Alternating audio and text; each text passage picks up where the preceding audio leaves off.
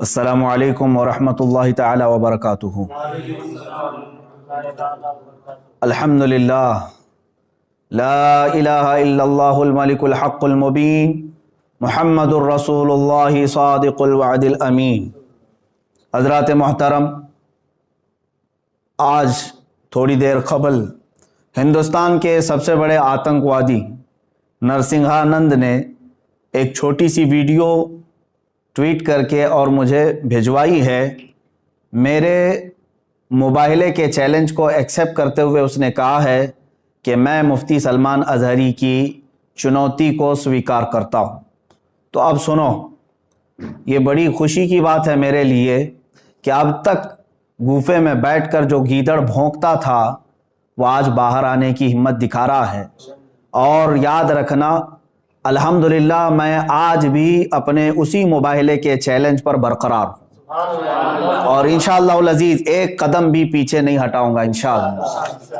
अब ये कहता है, तारीख बता, दिन बता और जगह बता।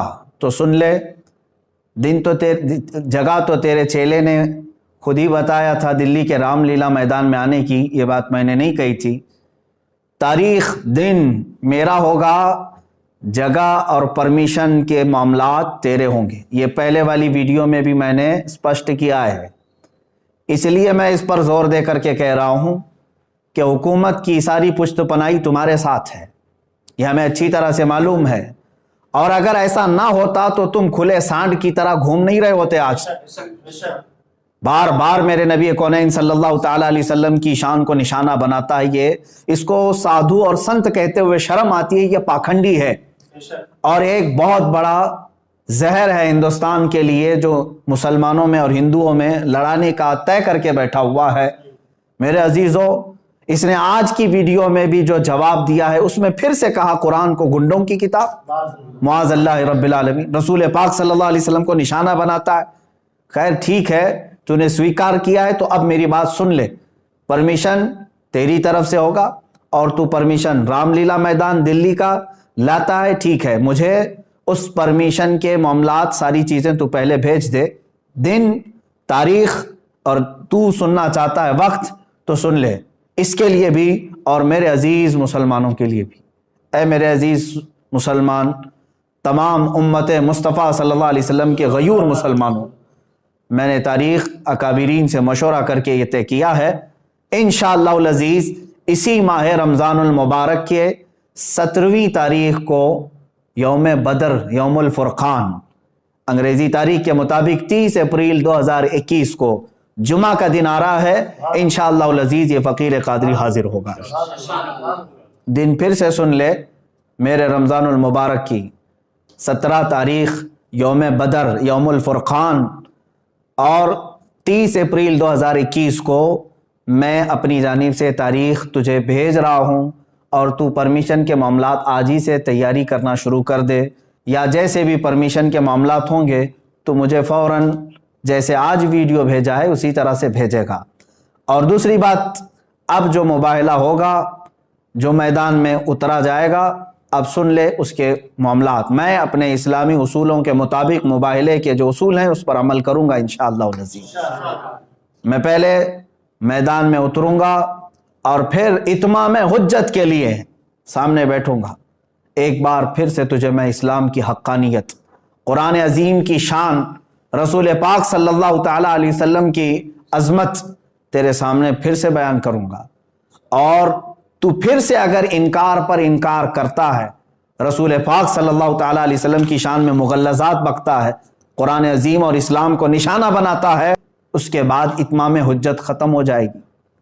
मेरी तरफ से जो तुझे इस्लाम की हक्कानियत बतानी थी वो मुकम्मल होने के बाद तू भी बैठ जा, मैं भी बैठता हूँ। तूने कहा है ना कोई चीज़ नहीं लेकर के आऊँगा, देवी को और माँ को अपने अंदर लेकर के आएगा। बहरहाल जिस देवी और देवता की तू पूजा करता, इबादत करता है, तू बैठ करके अपनी देवी और देवताओं को पुकारेगा और मैं अपने रब्बे ज़ुल जलाल खालिक़े कायनात अल्लाह रब्बुल इज़्ज़त को पुकारूंगा और मैं ये अर्ज़ करूंगा कि ऐ अल्लाह, इसमें जो झूठा है उस पर तू लानत भेज और उसको तू अपने अज़ाब का निशाना बना दे।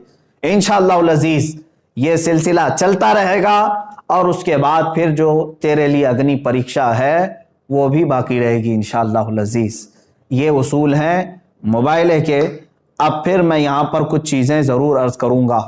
جانے سے قبل ایک اور بات اس پاکھنڈی کے لیے، نرسنگھانند کے لیے، کہ تیری بھی باڈی ٹیسٹ ہوگی، میری بھی باڈی ٹیسٹ ہوگی، تیرے بھی کپڑے چیک کیے جائیں گے، میرے بھی کپڑے چیک کیے جائیں گے، کوئی چیز لگا کر کے نہیں آیا جائے گا، ہم اسی طرح سے آئیں گے، اور کتنے لوگ رہیں گے اس کو اگلی مرتبہ میں ہم طے کریں گے۔ اور یاد رکھنا، شرارت کرنے کی کوشش نہیں کرنا۔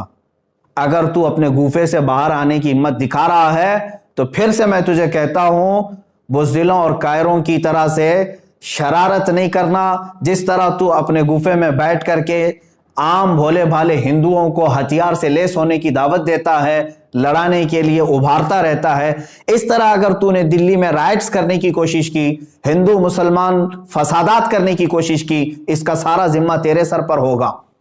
اس لیے کہ میں ہندو مسلمان لڑائی کا، فساد کا حائل نہیں ہوں۔ میری لڑائی عام لوگوں سے نہیں ہے، صرف تیرے سے ہے، تجھ پاکھنڈی سے ہے، جو تو اپنے مغلظات کے ذریعے سے اسلام کو اور قرآن کو اور میرے آقا کو نشانہ بناتا ہے۔ سب کو معلوم ہے تو سیاست کے لیے یہ تمام چیزیں استعمال کر رہا ہے، لیکن آج بات آ گئی ہے میرے نبی محترم صلی اللہ تعالیٰ علیہ وسلم کی۔ تو کیا سمجھتا ہے کہ اسلام یہ کوئی کھیل ہے، آج کل کا آیا ہوا ایک دین ہے؟ اسلام تو اس دن سے ہے جس دن پہلے انسان نے اس دھرتی پر قدم رکھا ہے۔ میرے رب ذوالجلال کا ہر گھڑی انشاءاللہ العزیز اعانت کا وعدہ ہے قرآن پاک میں، اور مجھے یقین کامل ہے۔ اور جو باتیں مجھے عرض کرنی ہے، پرمیشن تو لے کر کے ہمیں بھیجے گا، اور تاریخ میں نے طے کر دیا۔ پھر ایک بات، تو جل کر مر گیا تو اس کی ذمہ داری میری نہیں ہوگی، یہ بھی لکھ کر کے پہلے سے دے دینا، کسی ایڈوکیٹ کے ذریعے سے بنا کے، کہ میں اپنی خوشی سے جل کر کے مرنا چاہتا ہوں، اس لیے کہ بعد میں تیرے جل کر مرنے کے بعد نہ یہ ذمہ داری میرے اوپر ہوگی اور نہ ہی کسی مسلمان پر ہوگی، اور انشاءاللہ العزیز مجھے یقین ہے میرے دین پر اور رسول پاک صلی اللہ تعالیٰ علیہ وسلم کی حقانیت پر اور قرآن پر یقین ہے، جو ہوگا میرے رب تعالیٰ کی مدد ضرور آئے گی۔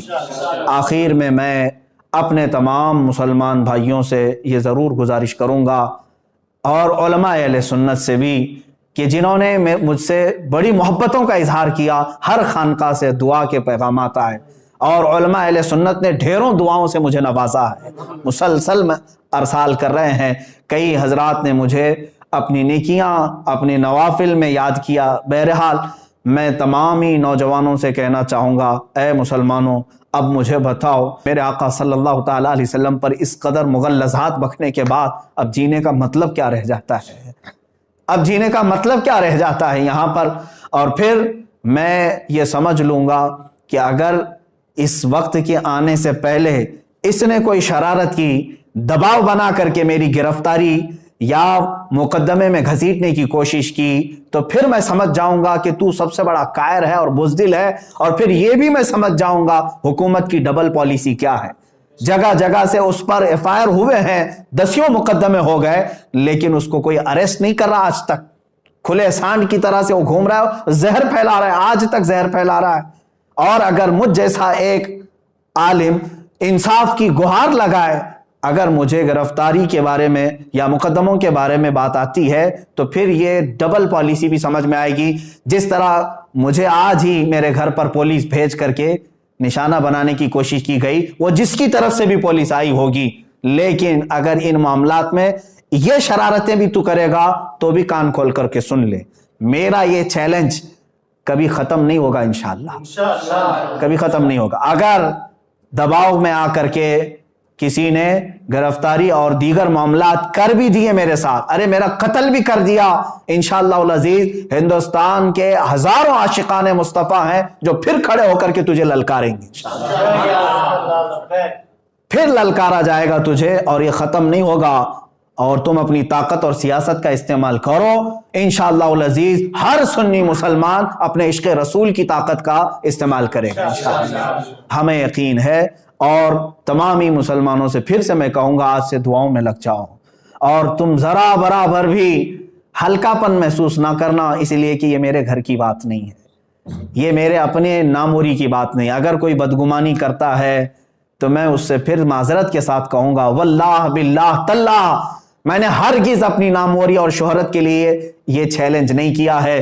دل جل رہا تھا اسلام کی حقانیت اور رسول مختار صلی اللہ تعالی علیہ وسلم کی شان اور قرآن کی شان کے اظہار کے لیے میں نے چیلنج کیا, اور مجھے یقین کامل ہے انشاءاللہ العزیز, یقین کامل ہے فتح ہوگی تو اللہ رب العزت کے ان بندوں کی فتح ہوگی, کیونکہ قرآن میں مولا نے فرمایا کان حقا علینا نصر المؤمنین. اللہ فرماتا ہم نے اپنے اوپر لازم کر لیا ہے ایمان والوں کی مدد کریں گے. میرا رب فرماتا ہے کتب اللہ لاغلبن انا ورسلی ان اللہ قوی عزیز. اللہ نے یہ لکھ دیا ہے کہ غالب آؤں گا تو میں اور میرے رسول, اور بے شک اللہ قوت والا اور غالب آنے والا ہے. اور پھر میرے رب تعالیٰ نے یہ بھی فرما دیا ہے هو الذی ارسل رسولہ بالہدی ودین الحق لیظہرہ علی الدین کلہ.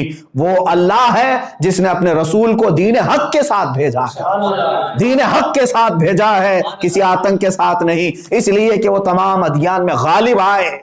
اور میرے رب تعالیٰ کے اس کلام مقدس پر یقین رکھو اے سنی مسلمانوں. اور پھر میں گنگناتے ہوئے یہ پیغام ہر ایک سنی مسلمان سے کہوں گا تم بھی آج سے اس کو ورد زبان بنا لینا, اس لیے کہ رزم گاہ حق و باطل اب گرم ہو چکا ہے.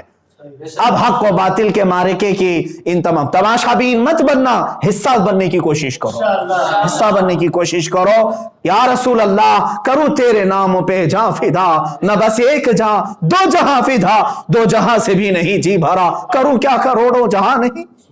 ایک جان کیا ہے اگر ہو کروڑوں, تیرے نام پر سب کو وارا کروں میں. یا رسول اللہ ابھی وہ امی فدا کا آقائی و مولائی آپ کی شان میں مغلظات بکے جا رہے ہیں اور ہمارے کان ابھی تک سننے کے لیے باقی ہیں. ہم معذرت چاہتے ہیں یا رسول اللہ, اے اللہ کے نبی صلی اللہ تعالی علیہ وسلم, ہم گناہگاروں کو ایک بار پھر سے معاف فرمائیں, اور دین حق اللہ رب العزت کے نصرت کے لیے, دین حق کی نصرت کے لیے دعا ضرور فرمائیں. اور تمامی مسلمانوں سے پھر سے کہوں گا دل کو حاضر رکھتے ہوئے میرے مصطفیٰ صلی اللہ علیہ وسلم کی طرف توجہ کرتے ہوئے, کون سا دن میں نے بتایا ہے؟ یوم الفرقان, یوم بدر, جس دن میرے مولا نے 5000 فرشتے اپنے نبی کی حمایت کے لیے اتارے تھے. آج تم پھر سے رزم گاہ حق و باطل میں چلو اور پھر یوں کہو لبیک یا رسول اللہ, لبیک یا رسول اللہ, لبیک یا رسول اللہ. اور انشاءاللہ العزیز جو علماء اہل سنت و جماعت آنے کے لیے مجھے میسیجز بھیج رہے ہیں, ان سب سے بھی گزارش ہے, تاریخ میں نے اعلان کر دیا, جو حضرات پہنچ سکتے ہیں وہ انشاءاللہ ضرور پہنچیں گے, اور اپنی قوت ایمانی کا ثبوت آج دینے کا وقت ہے, ہم دے کر کے رہیں گے انشاءاللہ. السلام علیکم ورحمۃ اللہ وبرکاتہ.